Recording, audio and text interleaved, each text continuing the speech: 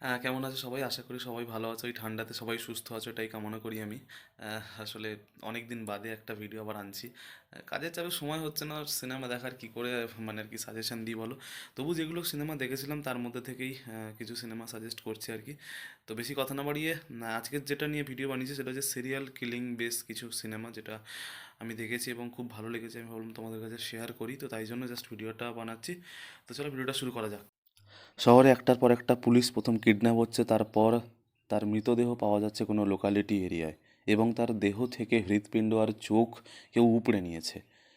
খুনি এতটাই sharp minded, সে কোনো প্রমাণই রেখে যাচ্ছে না অপরাধ যেখানে করছে।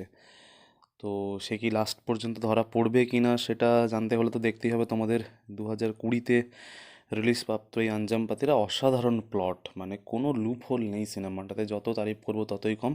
আর হ্যাঁ, এই সিনেমার কিছু সিকোয়েন্স একটা বাংলা সিনেমাতেও নকল হয়েছে, তো আমি দেখেছিলাম। তো যদি তোমরা সেই ব্যাপারে কিছু জেনে থাকো তাহলে অবশ্যই কমেন্টে জানিও।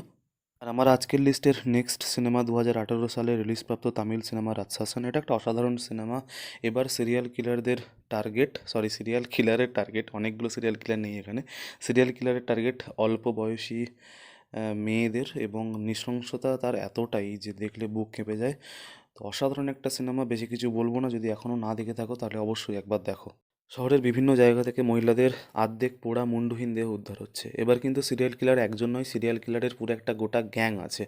তো সেখান থেকে তাপসী পান্নু কি তাদের হাত থেকে আদৌ বাঁচতে পারবে কি না, এইটা জানার জন্য তোমাদের দেখতেই হবে আর কি গেম ওভার নামে সিনেমাটা।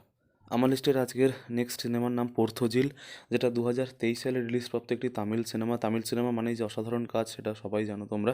হ্যাঁ, তবে সিনেমাটাতে কিছু লুপ হোল আছে, কিছু মানে পয়েন্ট আছে মনে হবে যেন কিছু মানে খাপ ছাড়া কিছু পয়েন্ট আছে। তো সব কিছু মিলিয়ে ঝুলিয়ে না, সত্যি সিনেমাটা খুব ভালো। তোমরা যদি এখন না দেখে থাকো তাহলে অবশ্যই একবার দেখো। কিলিং সিনেমা নিয়ে কথা হবে আর ফরেনসিকের নাম আসবে না, এটা তো হতে পারে না। হ্যাঁ, 2020 সালে রিলিজপ্রাপ্ত ফরেনসিক সিনেমাটা নিয়ে বেশি কিছু বলার নেই। তোমরা এখনও যদি এই সিনেমাটা না দেখে থাকো অবশ্যই একবার দেখো। সত্যি এটা একটা মাস্টারপিস সিনেমা, মানে অসাধারণ plot without any loophole. এখানে সিনেমার লিড ক্যারেক্টার, তার ওয়াইফ মিসিং, এবং সে পুলিশ ডায়েরি করেছে। পুলিশ খুঁজে বার করলো অলরেডি তার বউ 15 বছর আগে মারা গিয়েছে। এবং এর সঙ্গে সিরিয়াল কিলিংয়ের কী সম্পর্ক বা কী বৃত্তান্ত, অসাধারণ একটা টুইস্টেড প্লট নিয়ে সিনেমাটা। হ্যাঁ, সিনেমাটা যদি তোমরা দেখো একটু লেন্দি মনে হবে, বাট এখনও যারা এই সিনেমাটা দেখোনি এটা দেখো, মাস্টারপিস।